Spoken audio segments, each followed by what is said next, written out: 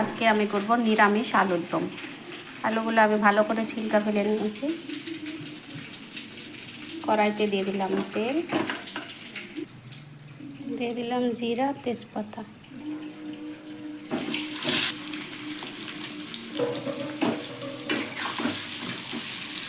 পরিমাণ মতো নুন হলুদ দিয়ে এটাকে ভালো করে আগে ভাজা ভাজা করে নেব।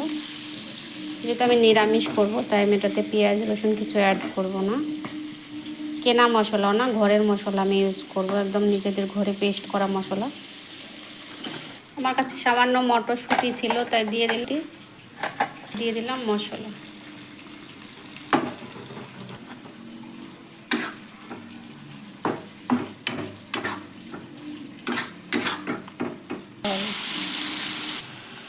দিয়ে দিলাম ধনেপাতা। রেডি আমার সিম্পল আলুর দম। কেমন লাগলো অবশ্যই তোমরা কমেন্ট